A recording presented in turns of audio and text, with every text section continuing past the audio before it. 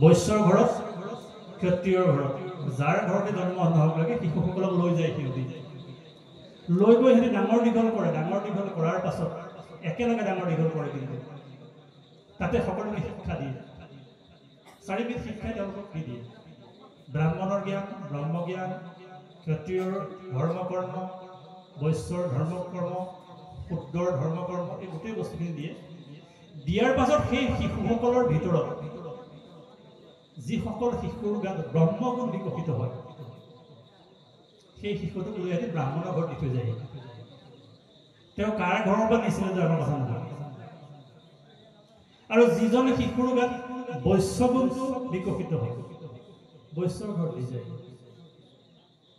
গুণৰ অনুসাৰে তেওঁলোকক আকৌ দি থৈ যোৱা হয় সেইকাৰণে কোনো এটা জাতিৰ মানুহে জন্মগতভাৱে ব্ৰাহ্মণ হ'ব নোৱাৰে কোনো জাতিৰ ব্ৰাহ্মণ হিচাপে জন্ম ল'লেই তেওঁ ব্ৰাহ্মণ হ'ব নোৱাৰে যদিহে তেওঁ ব্ৰহ্মজ্ঞান লাভ কৰিব নোৱাৰে ব্ৰহ্মজ্ঞান লাভ কৰিবলৈ সমৰ্থ হোৱা নাই তেন্তে ব্ৰাহ্মণ হোৱাৰ তেওঁ যোগ্যতা নাথাকে আমি ব্ৰাহ্মণক সন্মান কৰিব আজিও কৰোঁ আজি ব্ৰাহ্মণক আমি সন্মান কৰোঁ কিন্তু তেওঁৰ আগত আমি ব্ৰহ্মগুণ দেখিব লাগিব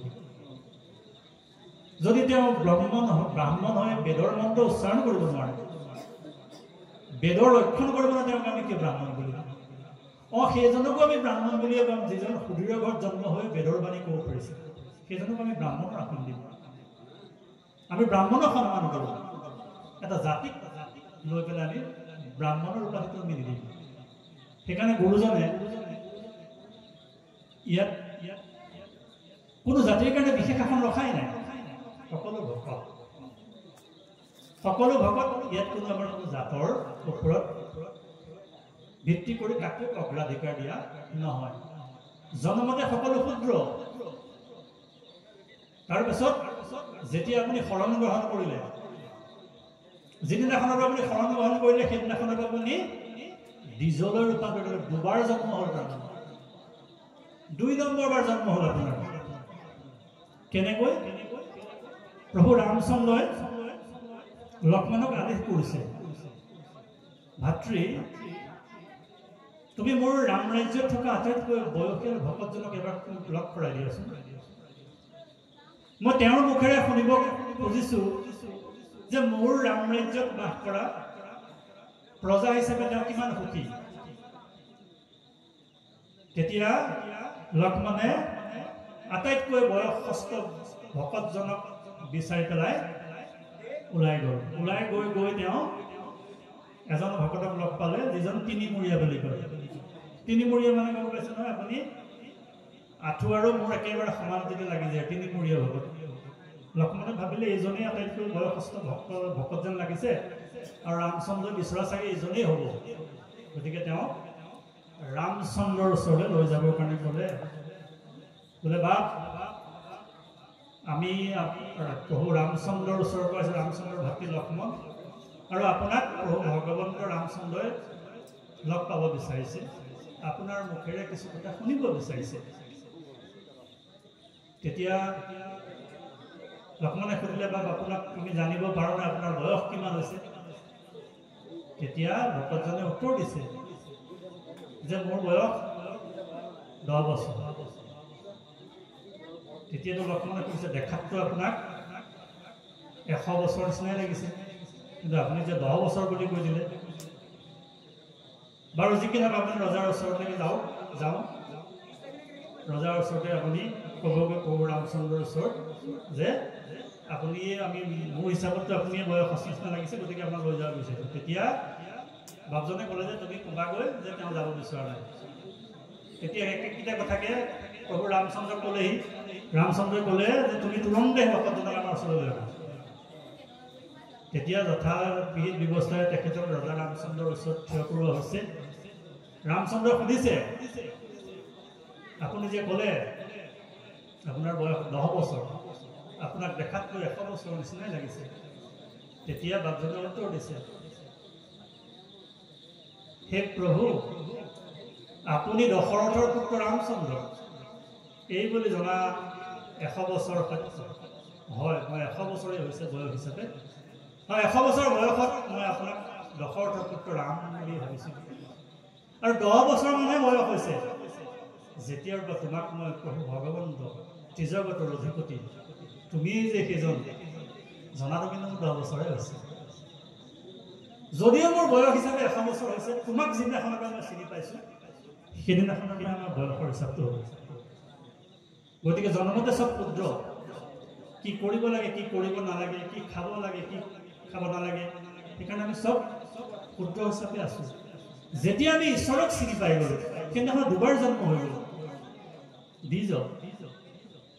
3 নম্বৰ যেতিয়া আমি ব্ৰহ্মক চিনি পাই যাম, এজন ব্ৰাহ্মণ জাত কি হ'ল আমাৰ ডাঙৰ কথা নহয়।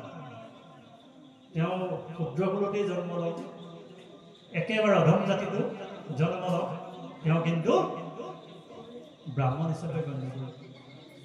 সেই জাতৰ কিন্তু অভিমানটো আমাৰ, আমি জাতৰ ব্যৱস্থাটো এনেধৰণে ৰাখিছোঁ। আৰু এই সংসদে এই জাতৰ ব্যৱস্থাটো কিন্তু সেই যুগলৈকে আছিল। কলিৰ আগমুহূৰ্তটো হৈছে যেতিয়া সুতক ক'লে ইয়াৰ পাছত ওলাবগৈ যে দ্বিতীয়বাৰৰ কাৰণে তুমি আকৌ ভাগৱত কোৱা। ইয়াত সুতে দ্বিতীয়বাৰৰ কাৰণে নবী সাৰণ্যত সৌনক আদি ঋষিসকলৰ লগত ভাগৱত ক'বলৈ আৰম্ভ কৰিলে। এইফালে ব্ৰহ্মাৰ কিন্তু সংশয় হৈ গ'ল। ব্ৰহ্মাই তুৰন্তে গৈ প্ৰভু ভগৱন্তক লগ কৰিছিল। কি বুলি প্ৰভু ভগৱন্তক কৈছে যে মৰ্ত্যত এটা অঘটন ঘটিছে। কি অঘটন ঘটিছে? যে সুতে ভাগৱত পঢ়িছে। সুত কোন হৈছে? বাপেক ক্ষত্ৰিয়, মাক যদি ব্ৰাহ্মণী হয়, দেউতাক ব্ৰাহ্মণ ক্ষত্ৰিয় আৰু মাক যদি ব্ৰাহ্মণ হয়, কুলত এওঁলোকৰ সংযোগত যি সন্তানৰ জন্ম হয় এইটো অপবিত্ৰ বুলি কয়, সুত বুলি কয়, তথাকথিত অৱহেলিত জাতি বুলি কয়। সেই সময়ত কিন্তু সেই ব্যৱস্থাটো নাছিল। সুতক যেতিয়া ভাগৱত পঢ়িবৰ কাৰণে ব্যৱস্থা কৰিলে, সুতৰ মুখেদি ভাগৱত শুনিবলৈ, তেতিয়া আন নেলাগে ব্ৰহ্মাৰ সংশয় হৈছে। ব্ৰহ্মাই সংশয় কৰি প্ৰভু ভগৱন্তকো ওচৰ দিছেগৈ যে কলি যুগত বা মৰ্ত্যত এটা অঘটন ঘটিছে যে বেদৰ বাণী পুৰাণ সূৰ্য ভাগৱত সুতৰ নিচিনা এটা জাতিয়ে পঢ়িবলৈ আৰম্ভ কৰিছে। তেতিয়া প্ৰভু ভগৱন্তই কৈছে অব্ৰহ্মাক সমুধি পাছে মাধৱে বুলিলা মোৰ ভকতৰ কিয় জাতি বিচাৰিলা চান্দালে ভজয় ভক্তি কৰিয়াত মুত কৰি শ্ৰেষ্ঠ কিটো জানিবা সাক্ষাৎ। মহাপুৰুষ শংকৰদেৱৰ আগত এনেকৈ বহি আপুনি মই একেলগে ভাগৱতৰ কথা শুনিব নোৱাৰিলোহেঁতেন। গুৰুজনে কিবা আমাক নকৰিলেহেঁতেন, আমি এনেধৰণে ভাগৱত শুনিব নোৱাৰিম। আৰু সেইটো উদাহৰণ দিছে সুতৰ পৰাই। আৰু প্ৰভু ভগৱন্তই মুখনি মাৰি থৈ গৈছে মোৰ ভকতৰ কেতিয়াও তুমি জাত বিচাৰ নকৰিবা। ঈশ্বৰৰ কথা কোৱা জানো, মোৰ কথা কোৱা মোতকৈ শ্ৰেষ্ঠ হৈছে। গতিকে সেই জাত্যা সিদ্ধান্ত আমাৰ ইয়াত নাই। গতিকে তথাপিতো পৰীক্ষিতৰ প্ৰত্যক্ষকৈ দৰ্শন কৰিবলৈ জানি এই ঋষিসকল ইয়াতে সমবেত হৈছে। তেওঁলোকে কিছু ব্যৱস্থা তেওঁলোকৰ থকা দিব। তেওঁলোক কি কৰা উচিত ঋষিসকলক সুধিব। আৰু ৰজাৰ কিন্তু সেই সময়তো ব্যৱস্থাটো চাওকচোন, খুব তেওঁৰ মনেৰে সকলো ঋষিৰ শিৰ স্পৰ্শ কৰিছে। আমি ভকতজনক দৰ্শন কৰাৰ লগে লগে ভকতসকল যেতিয়া আমাৰ নামঘৰলৈ আহিছে, ই পুণ্য ক্ষেত্ৰ। কিন্তু আজি যে এইভাগে আপুনি যজ্ঞ পাতিছে, আগৰ যজ্ঞৰ সমান বুলি কৈছে। কিমান অশ্বমেধ যজ্ঞ, কিমান বাজপেয় যজ্ঞ সমাপন কৰিলে যিমান পুণ্য হয়, ভাগৱতৰ অনুষ্ঠান পাতিলেই সিমান পুণ্য হয়। যিসকল আয়োজক মণ্ডলী ইয়াত সমবেত হৈছে তেওঁলোকে ভকতসকলক সেৱা শুশ্ৰূষা, তেওঁলোকৰ আদৰ আশ্বাস এইবিলাকত কিন্তু শৰীৰটো কিবা ত্যাগ কৰিব। এইও এটা ভকতিৰ ভিতৰত পৰা বস্তু। গতিকে ৰজাই সমস্ত ত্যাগ কৰাৰ পাছত সমস্ত ঋষি যেতিয়া সমবেত হৈছে, ইয়াত সকলো ঋষিৰ চৰণত শিৰেৰে স্পৰ্শ কৰিছে অত্যন্ত পৰমাৰ্থিক সুখত তেতিয়া আছে আৰু শিৰেৰে তেওঁলোকৰ চৰণ স্পৰ্শ কৰি তেওঁলোকৰ লগত বিধান বিচাৰিছে কি বুলি বিধান বিচাৰিছে আমাৰ পাছৰ পদে কৈ যাব কৃষ্ণ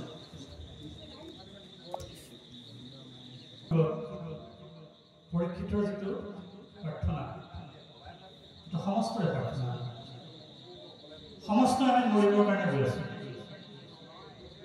সকলো মৰিবলৈকে গৈ আছে আমি আজি জন্মদিন পাতিছো কিন্তু জন্মদিন মানে কি তুমি মৰিবৰ কাৰণে এবছৰ তোমাৰ শেষ হ'ল তোমাৰ আয়ুসকাল এবছৰ হ'ল কোনোবাই এটা আয়ুস বঢ়াব পাৰিব জানো কোনেও আয়ুস বঢ়াব পাৰে কাৰণ আপোনাৰ এইটো প্ৰিপেইড চিম কাৰ্ডৰ নিচিনা যিটো স্কিম লৈ আহিছে সেই স্কিমে চলি থাকিব আৰু টপ আপ কৰিব ইয়াতে নোৱাৰে তাতে ঠিক কৰি থোৱা আছে যে ইমানটোৱে আপোনাৰ ভেলিডিটি আছে সেই ভেলিডিটি শেষ হ'লে আপোনাৰ নেটৱৰ্কটো বন্ধ হৈ যাব মোবাইলৰ কথাটো এইকাৰণে বেছিকৈ কৈছোঁ মানুহে মোবাইলটো বেছিকৈ ব্যৱহাৰ কৰে কাৰণে কথাটো বুজাবলৈ সুবিধা হৈছে তাতে কোম্পানীয়ে চিম নেটৱৰ্কটো বন্ধ কৰি দিব ৰিচাৰ্জ শেষ হ'ল আৰু ইয়াতে আপোনাৰ টপ আপৰ খালী ব্যৱস্থা নাই সেইকাৰণে পৰীক্ষিতে প্ৰাৰ্থনা কৰিছে কি বুলি খুব সুন্দৰ প্ৰাৰ্থনা কৰিছে যে তোমাৰ সবাৰো চৰণে কৰোঁ এতেকে গোচৰ সেই ব্ৰহ্ম ঋষি সেই ৰাজৰ ঋষি তোমালোকৰ ওচৰত মই এটা গোচৰ দিব বিচাৰোঁ ভৈলহু শৰণাগত শুনাবে বাপ নকৰিবা ব্যৰ্থ আৰু ইটো ঋষি কাম তোমালোকৰ গাত শক্তি আছে জানো তোমালোকে ঋষি কামটো ধ্বংস কৰিব পাৰিবা ব্যৰ্থ কৰিব পাৰিবা আছেও তেনেকুৱা ভাৱ নাহিছিলেও নহয় পাছত গৈ পাম কি যে পৰীক্ষিতক সৰ্পই দংশন কৰিব আৰু মই মন্ত্ৰৰ যোগেদি পৰীক্ষিত জীয়াই দিম খালি ভাগ্যৱান গীতৰ মুখলৈ পঠিয়াই দিয়ে আৰু পাছত আমি পামগৈ কিন্তু গতিকে সেইকাৰণে ঋষিসকলক তোমালোকক মই অনুৰোধ কৰিছোঁ তোমালোকৰ ব্ৰহ্ম ঋষি ৰাজ ঋষি দেৱ ঋষি এনেহেন সাপ তুমি দংশন এই সাপৰ পৰা মোক পৰিত্ৰাণ কৰিব পাৰিবা কিন্তু মই অনুৰোধ কৰিছোঁ এই সাপটো তুমি পৰিত্ৰাণ কৰিব নালাগে কৈছে কি বুলি কৈছে নহি সাপ ইটো মোৰ পৰম প্ৰসাদ গৃহ শৰীৰক মূৰম কৰিলে উচ্চাৰ আৰু এই সাপৰ যোগেদি আজি মই গৃহ শৰীৰৰ পৰা আঁতৰি আহিব পাৰিছোঁ মই যাক প্ৰভু ভগৱন্তক গৰ্ভত দেখি আহিছিলোঁ সেই দেখি অহা গৰ্ভত দেখি অহা প্ৰভু ভগৱন্তক মই ইয়াত আহি পাহৰি গুচি গ'লোঁ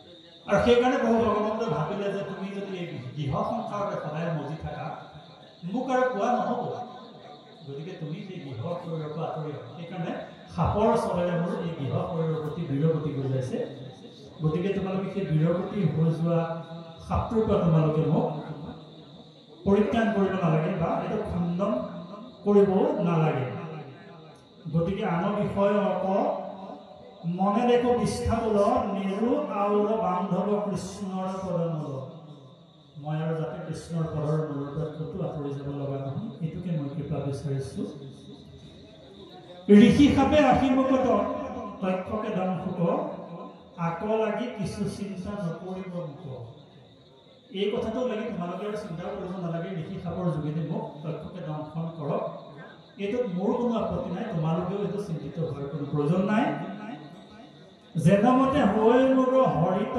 হৰিক স্মৰণ কৈও কৃষ্ণ কথা লৈলো সবাতে শৰণ মই তোমালোকৰ ওচৰত শৰণ গ্ৰহণ কৰিছোঁ এই মুহূৰ্তত যাতে মই কৃষ্ণৰ কথা কৈ গুচি যাব পাৰোঁ এতিয়া আপোনালোকে জীৱনৰ শেষ মুহূৰ্তত কৃষ্ণৰ কথা কৈ যাব পাৰিবনে নোৱাৰে এইটোৰ কাৰণে আজি ব্যৱস্থাটো কৰা হৈছে যদি আপোনালোকৰ আখৰা বেয়া হয় কিন্তু ভাওনা বেয়া হৈ যাব আজিৰ পৰা যদি আপোনাৰ প্ৰেক্টিচ নাথাকে তেতিয়া আপুনি কৃষ্ণ বুলিব নোৱাৰিব আৰু কৃষ্ণ বুলি গুচি গ'লে কি হ'বগে অ কৃষ্ণ কৃষ্ণ কৃষ্ণ বুলি যিটো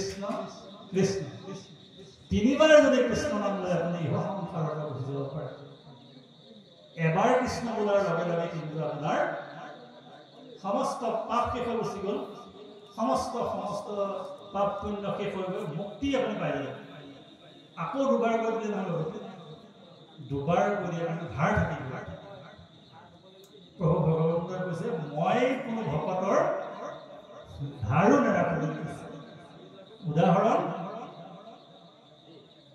প্ৰভু ভগৱন্ত অস্ত্ৰৰ প্ৰশিক্ষণ কৰি থকাৰ অৱস্থাত এবাৰ অস্ত্ৰৰ আঘাতত প্ৰভু ভগৱন্তৰ আঙুলিত অস্ত্ৰৰ আঘাতত তেজ ওলাই গৈছিল হঠাৎ দ্ৰৌপদী আছিল ওচৰতে দ্ৰৌপদী তৎক্ষণাৎ আচলৰ অকণমান আনি পেলাই প্ৰভু ভগৱন্তৰ আঙুলিটোত বান্ধি পেলাই তেজ ৰখাই দিলে দ্ৰৌপদীক কৈছে তোমাক কিন্তু মই এই যে অকণমান বস্ত্ৰ সহকাৰে দান কৰি দিলা ধাৰ কিন্তু মাৰি কিন্তু মাৰি দিছে ধাৰ ক'ত ৰজস্বলা অৱস্থাত যেতিয়া দ্ৰৌপদী বস্ত্ৰ হৰণ কৰিছে অসংখ্য বস্ত্ৰ আছে প্ৰভু ভগৱন্তলৈ এটকা দি দিয়ক খালি অনন্তপতি হৈ যাব ঈশ্বৰৰ ওচৰলৈ এখোজ আগবাঢ়ি আহক 7 খোজ প্ৰভু ভগৱন্ত নিজে আগবাঢ়ি আহিব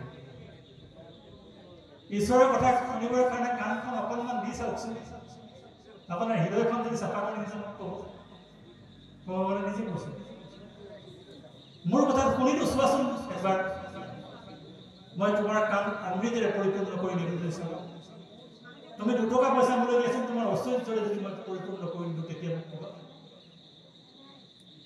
গতিকে ঈশ্বৰৰ ওচৰলৈ আহিবৰ কাৰণে আমি প্ৰায় ঈশ্বৰৰ কাৰণে কিছুমান আমি ত্যাগ কৰিব লাগিব গতিকে এই যে গৃহ সংসাৰ সেই গৃহ সংসাৰৰ প্ৰতি মোৰ আসক্তি নাইকিয়া হৈ গ'ল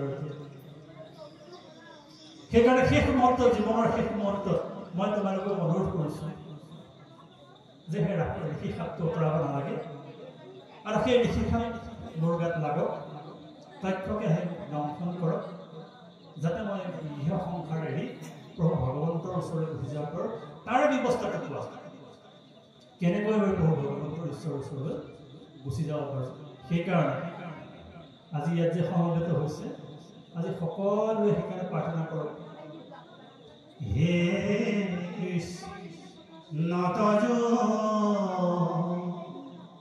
পাদ পদ্ম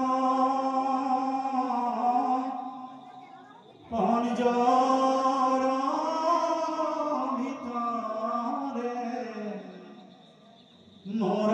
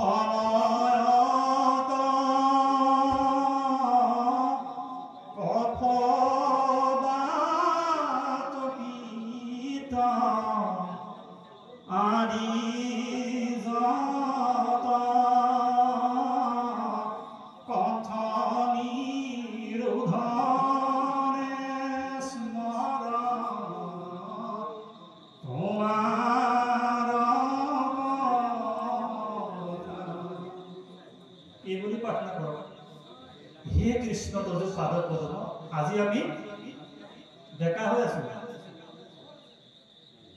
হয়নে সবৰে বল বিভূতি ঐশ্বৰ্য এইকেইটা বস্তু আছে অৰ্জুনক কৈছে অৰ্জুন ঐশ্বৰ্য বিভূতি বল সমে ভজে মুকলিত নৰক্ষণ সাধাৰণতে এইকেইটা অৱস্থাত ঈশ্বৰক নিবিচাৰে যেতিয়া আপোনাৰ ঐশ্বৰ্য থাকিব যেতিয়া আপোনাৰ বল থাকিব বিভূতি থাকিব তেতিয়া আপুনি ঈশ্বৰক নিবিচাৰে কিন্তু এইকেইটা থকাৰ অৱস্থাত যিজনে মোক বিচাৰে তেওঁৱে মোৰ বৈশ্য ময়ো তেওঁতে ভৈলো বৈশ্য সেইজনে মোৰ আটাইতকৈ প্ৰিয় বুলি কৈছে যিজন ঐশ্বৰ্য বিভূতি বল থাকোঁতে ঈশ্বৰক ভাবে এইকেইটা অৱস্থাত মানে দেৱকে ঐশ্বৰ্য থাকিলেতো আৰু আপুনি ক'বই নালাগে ভকত আহিলে আৰু আপুনি লগোৱা লিখিও পঠাই দিয়ে ভকতক মাতি নালাগে আজিকালি কিছু কিছু ভকতৰ জেগাত দেখিছোঁ বোলে তেওঁলোকৰ সেৱাটো ল'বৰ কাৰণেও ভকত সেৱকী নাই বোলে এই কাম কৰা মানুহজনকে সেৱা লৈ আহ বুলি কৈ অসহ্য বিভূতি বল আছে শৰীৰত যেতিয়া মোক কোনে পাৰে লাহে লাহে যেতিয়া আপোনাৰ শৰীৰটো লাহে লাহে যেতিয়া আপোনাৰ শৰীৰটো কৰি আহিবলৈ আৰম্ভ কৰিব ফটফটীয়াকৈ দেখা চকু বিজয় যদি নেদেখা হৈ যাব তেতিয়া আপোনাৰ সেই পিছত নহয় আজি অসহ্য বিভূতি বল থাকোঁতে আপুনি সেইবিলাকৰ কথা নাভাবে তেওঁৰ যোন অসহ্য বিভূতি বল এই তিনিটা থকা অৱস্থাত জীৱন ভাবিব বাকীসকলে ভাবিব তেওঁলোকৰ স্বাৰ্থ আছে কিন্তু এইকেইটা থকাৰ অৱস্থাত যদি তুমি মোক প্ৰাৰ্থনা কৰা তেতিয়া মোৰ প্ৰিয় হ'ব পাৰে মোৰ প্ৰিয় আৰু মই প্ৰিয় মহাপুৰুষ শংকৰদেৱ আৰু মাধৱদেৱ এবাৰ এটা স্থানৰ পৰা স্থানলৈ ভকতসকলৰ সৈতে গৈ আছিল ভকতসকলৰ সৈতে গৈ থাকোঁতে মাজতে এটা ঘাটত এগৰাকী সুন্দৰী নাৰীয়ে পানী নিবলৈ আহিছিল আৰু পথাৰত এটা মহৰ গোৱাল আছে মহৰ গোৱালটোৱে ছোৱালীজনীক জুৰি জুৰি বিহু গাইছে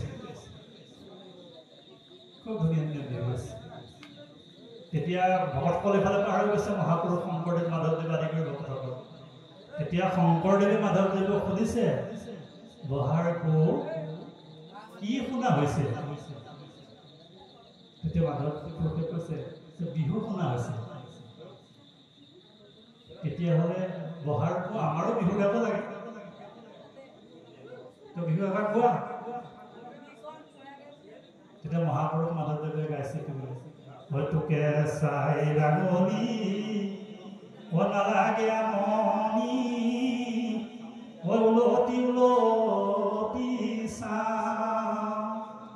বুধে বৃহস্পতিয়ে খুন্দু পিঠাগুৰি শুকুৰে ভটিয়াই যা ইমান সুন্দৰ বিহু গাই দিলে তোকে চাই ৰাঙনি নালাগে আমনি উভতি উভতি চাওঁ বাকী সকলো ভকতে ফিচিকা ফিচিকি কৰিছে হাঁহিছে এইজনে নেকি জোৰৰ মাজনা ঘূৰাই দিয়া এইজনে নেকি ভকত ছোৱালীজনীক দেখি কি ধুনীয়া গীত গাই দিলে তোকে চাই ৰাঙনি নালাগে আমনি উভতি উভতি চাওঁ বুধে বৃহস্পতিয়ে খুন্দু পিঠাগুৰি কুকুৰে ভটিয়াই যাওঁ ইমান সুন্দৰ বিহু গাই দিলে তেতিয়া মহাপুৰুষ শংকৰদেৱে বহাৰকো বিহু গোৱা হ'ল এফালে মহৰ গোৱালতেও বিহু গাই আছিলে গতিকে বিহুটোৰ অৰ্থ ভকতসকলক বুজাই দিব লাগে তেতিয়া বুজাই দিছে তোকে চাই ৰাঙনি নালাগে আপুনি সেই প্ৰভু সেই গুৰু আপোনাৰ চৰণ যুগল ৰাঙনি আপোনাৰ চৰণ যুগল চাই মোৰ ৰাঙনি নালাগে উভতি উভতি চাওঁ তোমাৰ চৰণ যুগল এৰি যাবি মোৰ মন নাযায় বুধে বৃহস্পতিয়ে খুন্দু পিঠাগুৰি এতিয়া আমাৰ জীৱনৰ বুধ আৰু বৃহস্পতিবাৰ ডেকা কালত পিঠাগুৰি খুন্দি থওঁ শুকুৰে ভটিয়াই যেতিয়া যাওঁ তেতিয়া খাব লাগিব ইহলোকৰ পৰা যেতিয়া পৰলোকলৈ গৈ থাকিব তেতিয়া খাবৰ কাৰণে লগতে কেতিয়াই যাব বাকী নাযায় বাকী একো নাযাব তেতিয়া মহাপুৰুষ শংকৰদেৱে বাকীসকল ভকতক কৈছে বিহুৰ অৰ্থ বুজা হ'লনে তেতিয়া ভকতে বুজিছে এতিয়া সেইকাৰণে কৈছে আজি আপোনাৰ ডেকা কাল আপুনি এদিন টোপনি ক্ষতি কৰিলেও হ'ব ধন ঘাটক এইটো ধন পৰলোকত কাম আহিব ঐশ্বৰ্য বিভূতি বল এতিয়া আছে আৰু আপুনি বহুতেই বহি থাকিব পাৰে ঈশ্বৰৰ কিবা আমি কিমান সময় বহি আছে আমাৰ অসুবিধা হোৱা নাই কিন্তু বয়সস্থ ব্যক্তিসকলে ইমান সময় বহি থাকিব নোৱাৰিব পাৰে সেইকাৰণে সেই সময়তে ঈশ্বৰৰ কাম কৰিবলৈ অকণমান অসুবিধা পাব এতিয়া বয়সস্থ ব্যক্তি এজনে এনেকৈ ফটফটীয়া পোহৰৰ চকুৰে একো সহায় নোলোৱাকৈ বহি থাকিব নোৱাৰিব পাৰে তেওঁ কিন্তু সেইকাৰণে কোৱা হৈছে যে তুমি বুধবাৰ আৰু বৃহস্পতিবাৰতে ধনটো ঘটি থোৱা এতিয়া সেইকাৰণে আমাৰ এইটো কালতে আমি যদি ঈশ্বৰৰ কাৰণে অকণমান সময় দিব পাৰোঁ ঈশ্বৰে নিশ্চয় আমাক কৃপা কৰিব আৰু সেইকাৰণে পৰীক্ষিত তৰুণ কালত চাবলৈ পৰীক্ষিত তৰুণ কালত সাপ দিয়াৰ লগে লগে তেওঁৰ মনলৈ কিন্তু বিৰক্তি হৈ গৈছে সমস্তকে দিছে কৈছে মই ঈশ্বৰ কৃষ্ণক কেনেকৈ পাব পাৰোঁ এই কথাটো কোৱা আৰু তেতিয়া এতিয়া ভাগৱত অহাৰ মুহূৰ্তৰ ভাগৱত আহি যাব তাৰ ব্যৱস্থাটো খুব সুন্দৰকৈ আয়োজন কৰিছে। যেন পুৰাণ সূৰ্য ভাগৱত অহাৰ আগমুহূৰ্তৰ এইটো ব্যৱস্থা, আৰু ভাগৱত অহাৰ আগমুহূৰ্তত ভাগৱত শুনিবৰ কাৰণে এজন ব্যক্তি আহিছে পৃথিৱীত। এতিয়া আহিব ঋষিসকলে সেইকাৰণে কৈছে যে মোৰ এটাই প্ৰাৰ্থনা, হে ঋষি, মই কৰ্মৰ যোগেদি য'তেই জন্ম নহওক লাগিল, মোৰ তাত কোনো আপত্তি নাই। মই যি কাম কৰিছোঁ তাৰ ফল মই নিজে পাওঁ। কিন্তু মোৰ এটা খালি তোমালোকে মোক কৃপা কৰিবা, যাতে তোমালোকৰ আশীৰ্বাদৰ যোগেদি মই য'তেই জন্ম নলওঁ কিয়, মই যাতে ঈশ্বৰৰ কথা শুনি থাকিবলৈ পাওঁ। ঈশ্বৰৰ কথা শুনি থাকিবৰ কাৰণে মই যাতে য'তেই জন্ম লওঁ ইয়াৰ পৰা যাতে মোক বঞ্চিত নকৰিব। এইটোৱেই মোৰ কৃপা। এইটোকে তোমালোকে উদ্দেশ্য লৈ মই কি কৰিব লাগে এই বিষয়ে তুমি কোৱা। এতিয়া ঋষিসকলক সুধিছে, ঋষিসকলকো খুব সুন্দৰভাৱে উত্তৰ দি যাব। আৰু আমি ভাগৱতৰ এই কথাসমূহ সদায় কওঁ, আজিও কৈছোঁ, আমি অকণমান যদিও বহলাই কৈছোঁ, আপুনি যদি খুব ধীৰেৰে ভাগৱতৰ কথাবিলাক শুনি যায়, গুৰুজনৰ অমীয়া কৃপা আছে, আপুনি অৰ্থ নিজে নিজে অনুভৱ কৰিব পাৰিব। কোনোবাই ব্যাখ্যা কৰিব লাগিব বুলি কোনো প্ৰয়োজন আছে বুলি ভবা নাই। খুব সুন্দৰভাৱে আপুনি নিজে উপলব্ধি কৰিব পাৰিব। ব্যৱস্থাটো হৈছে কি, খুব সুন্দৰভাৱে যিকণ শুনে সেইকণকে ভালকৈ শুনিব। আমি যে 7 দিন 7 ৰাতি ভাগৱত পাঠ হয়, ইয়াত পাঠ হৈ থাকে, কিন্তু শুনা মানুহটো কোনো নাথাকে। সংশয়ে হৈ থাকিব, প্ৰশ্নই হৈ থাকিব, উত্তৰ নোলাই দিয়ে কোনোদিন। গতিকে আজি আমি এটা আলোচনা কৰিছোঁ, আৰু মাতৃ জাতিৰ প্ৰতি মোৰ বিশেষ অনুৰোধ, মাতৃয়ে সমাজ এখন ঠিক কৰিব পাৰিব। মাতৃগৰাকীয়ে দুটা বিশেষ কাম সমাজত কৰে। মাতৃয়ে দুটা কাম কৰিব পাৰে, পুৰুষে কৰিব নোৱাৰে। কি দুটা কাম? মাতৃয়ে কৰিব পৰা দুটা বিশেষ কাম হৈছে ধাৰণ আৰু বহন। নাৰীয়ে গৰ্ভ ধাৰণ কৰিব পাৰে, পুৰুষে নোৱাৰে। আৰু এগৰাকী নাৰীয়ে এখন গাঁৱৰ পৰা আন এখন গাঁৱলৈ সেই গাঁওখনৰ সংস্কৃতি লৈ যায়। যিখন ঘৰত ডাঙৰ দীঘল হৈছে সেই ঘৰখনৰ সংস্কৃতি আন এখন ঘৰলৈ লৈ যায়, যিটো পুৰুষে নকৰে। গতিকে সংস্কাৰ যদি হ'ব লাগে, নাৰীসকলৰ সংস্কাৰ হ'ব লাগিব। সেইকাৰণে মহাপুৰুষ গুৰুজনে কৈছে, স্ত্ৰী বাল্য বৃদ্ধ সমস্তৰে অধিকাৰ। এই ধৰ্মত সকলোৰে অধিকাৰ আছে। স্ত্ৰীসকল যদি শুদ্ধ হৈ গুচি যায়, স্ত্ৰীসকলে যদি ঘৰখনৰ আধ্যাত্মিক বাতাবৰণ সৃষ্টি কৰিব পাৰে, তেতিয়া কিন্তু ঘৰখন লাহে লাহে দ্বন্দ্ব খিয়াল আদিৰ পৰা আঁতৰি যাব। কেনেকৈ কৰিব? আৰু আইগৰাকীয়ে 5টা পাপত লিপ্ত হৈ থাকে নহয়। আগতে কৈ গ'ল ক'ত পঢ়ি আইগৰাকীৰ গাত কেনেকৈ পাপ লাগি যায়। জলকুম্ভ, চুৰীয়া, ঢেঁকী, পতা, বাহনী, এই 5টা কৰি থকা জেগা। আৰু সেইকাৰণে আইগৰাকীয়ে সদায় থাকিব লগা। আইগৰাকীৰ গাত এই 5টা পাপ ডেইলি লাগে। জলকুম্ভ আপোনালোকে পানী আনিছে, পানী আনি কোনোবা জেগাত সংৰক্ষণ কৰি আছে। পানী সংৰক্ষণ কৰাটো পাপৰ ভিতৰত পৰে দেই। পানী বোলে সংৰক্ষণ কৰিব নাপায়, পানী ভেটিবও নাপায় বুলি কয়। কাৰণ এইটো আমি সৃষ্টি কৰা বস্তু নহয় যে, এইটোৰ ওপৰত সকলোৰে অধিকাৰ আছে। গতিকে আমি জল সংৰক্ষণ কৰি ৰাখোঁ খাবৰ কাৰণে, এইটো পাপ। আপুনি চৌকা জ্বলাইছে, তাতো অসংখ্য জীৱ জন্তুৰ বধ হৈছে। এইটো কিন্তু কৰিব লাগিব সংসাৰখন চলিবৰ কাৰণে, নহ'লেতো নহ'ব। গতিকে জলকুম্ভ, চুৰীয়া, বাহনী, আপুনি যেতিয়া বাহনী মাৰিছে আপুনি বহুত জীৱ মাৰি দিলে। বাহনী, ঢেঁকী আৰু পতা, এইকেইটা আপুনি ঘৰত ব্যৱহাৰ কৰিছে, সদায় জীৱ হত্যা হৈ আছে। গতিকে জীৱ হত্যা যেতিয়ালৈকে হৈ থাকিব, ঘৰখনলৈ শান্তি কেতিয়াও নহয়। এতিয়া আইগৰাকীক অকণমান ঠিক কৰি ল'ব লাগিব। আইগৰাকীক ঠিক কৰিবৰ কাৰণে ব্যৱস্থা আমাৰ কৰিছে। কি ব্যৱস্থা আছে? যে আইগৰাকীয়ে শুই উঠি স্নান কৰি এই কামসমূহ কৰাৰ আগত কামখিনি কৰি প্ৰভু ভগৱন্তৰ ওচৰত মূৰ দোৱাব। প্ৰভু ভগৱন্তৰ ওচৰত মূৰ দোৱাব। খাব নালাগে, একো ভক্ষণ কৰিব নালাগে, একো ভক্ষণ জল অকণমান খাইছিলোঁ বেলেগ কথা, কিন্তু গধুৰ বস্তু একো নোখোৱাকৈ ঘৰখনত প্ৰথম আৰু এই জেগাডোখৰ ঠিক কৰি ৰাখক। ঘৰখনৰ কাৰণে প্ৰথমতে সৰুকৈ হ'লেও আৰম্ভ কৰক, ঈদ বহল কৰি গৰু এখন ভাগ ডাঙৰ কৰিব, তাত সেৱা কৰিব। আমি যিহেতু অজানিতে বহুখিনি পাপ কৰিছোঁ, আৰু মহাপুৰুষ গুৰুজনে আমাক অসমীয়া জাতি হিচাপে আটাইতকৈ গৌৰৱান্বিত জাতি। আমি অসমীয়া জাতিয়ে মহাপুৰুষ মাধৱদেৱৰ ঘোষা নহ'লে একোৱেই কৰিব নোৱাৰোঁ। এটা জাতিয়ে কেনেকৈ কাকুতি কৰিব লাগে ঘোষাত লিখা আছে, এটা জাতিয়ে প্ৰাৰ্থনা কেনেকৈ কৰিব লাগে ঘোষাত লিখা আছে, এটা জাতিয়ে নমস্কাৰ কেনেকৈ কৰিব লাগে আমাৰ মহাপুৰুষ গুৰুজনে ঘোষাত লিখি থৈ গৈছে। এই দুজনে আমাৰ ভঁৰাল চহকী কৰি থৈ গৈছে।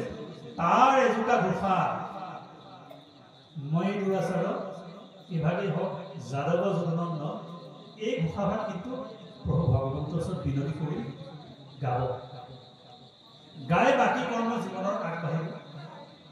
তাৰ পাছতে ব্যৱস্থা আছে, আপুনি সিদ্ধ ৰন্ধাৰ আগমুহূৰ্তত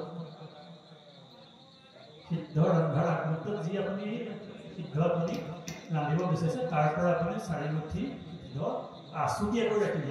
এয়া ভকতৰ কাৰণে ৰাখিব, এয়া ভকতক আপুনি খুৱাব লাগিব। তেতিয়া আপুনি এই ব্যৱস্থাবিলাকৰ পৰা মুক্ত হ'ব। মানে পাপৰ মানে কলিৰ যিটো প্ৰভাৱযুক্ত যিকেইটা স্থানত কলিৰ প্ৰভাৱ আছিল, এই কলিৰ থকা স্থানকেইটাৰ পৰা আইগৰাকী পৰিত্ৰাণ পোৱাৰ এইকেইটা উপায়। সাংসাৰিক অৰ্থত আপুনি 4 মুঠি কাঢ়ি লৈ সেইটো ৰাখি যাব সদায়। সেই চাউল আপুনি ভকতৰ কাৰণে অৰ্পণ কৰিব। আপুনি সদায় ভকতজনক খুৱাব পৰা নাই নহয়, ব্যৱস্থা আছিল। আইগৰাকী ৰান্ধিব, ৰান্ধি পিছত সকলোৱে খোৱাৰ পাছত তেওঁ পদূলিলৈ আকৌ 3বাৰ যাব লাগিছিল। আইগৰাকী কোনোবা ভোকাতুৰ গৈছে নেকি, সেই ভোকাতুৰক খোৱাৰ পাছতহে আপুনি খাব।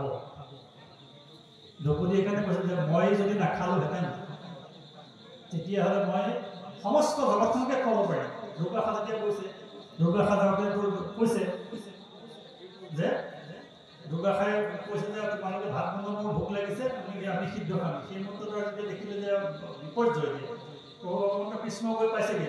কৃষ্ণ কৈছে মোৰ বৰ ভোক লাগিছে, দিয়া কিবা, এনেই মোৰ হিচাপত তাকে আকৌ তুমিও আহি পালাহি। গতিকে মই এতিয়া কি কৰিম, কৈছোঁ যে মই যদি নাখালোহেঁতেন তেতিয়া কিন্তু সমস্ত জগতখন ব্যৱস্থা আছে। আইগৰাকীৰ ভোক যিদিনা গুচি গ'ল, সিদিনা আপুনি সেইখন ঘৰত আৰু খাদ্যৰ সোৱাদ আপুনি ল'ব নাপাব। কিন্তু বিজ্ঞানসন্মত কথা আছে। গতিকে আইগৰাকীয়ে সিদ্ধ ৰন্ধাৰ পাছত সকলোৱে পুৰা আগমুহূৰ্তত পদূলিলৈ গৈ ভোকাতুৰ কোনো মানুহ আহিছিলে তেওঁক ভক্ষণ খোৱাৰ পাছতে তেওঁক গ্ৰহণ কৰিব। এইটো সদায় নহয় কাৰণে আপুনি 4 মুঠি দিনটো আগতীয়াকৈ আঁতৰাই ৰাখিব। এইটো ঈশ্বৰৰ কাৰণে পঠিয়াই দিব, আৰু আপোনাৰ ঘৰখনলৈ কৃপা আহিব লাগিব। আপোনাৰ ঘৰখনলৈ কৃপা আহিব লাগিব। উদাহৰণ বহুত আছে, আমি ব্যক্তিগত জীৱনতো বহুত পাইছোঁ, আৰু নিজ স্বচক্ষুৰে দেখি আছোঁ। বহু পৰিয়াল কিন্তু একেবাৰে জয় ব্যৱস্থালৈ গুচি গৈছে, আৰু বহু ধনী পৰিয়াল আজি কিন্তু দুখীয়া হৈ গৈছে। ঈশ্বৰক দেখি দিয়াৰ লগে লগে আপোনাৰ দুখীয়া কিন্তু আগবাঢ়ি আহিব। এই পৰীক্ষিতে সেইকাৰণে প্ৰাৰ্থনা কৰিছিল, মোৰ যিয়েই নহওক লাগে ঈশ্বৰ সেৱাৰ পৰা যাতে মোৰ বঞ্চিত নহওঁ, এই কৃপাটো কিন্তু তুমি কৰিবা। আৰু সেইকাৰণে বৰ কাঠৰ প্ৰাৰ্থনা কৰিছে, মৰ্মে আপোনালোকে এই প্ৰাৰ্থনা কিবা উপলব্ধি কৰক।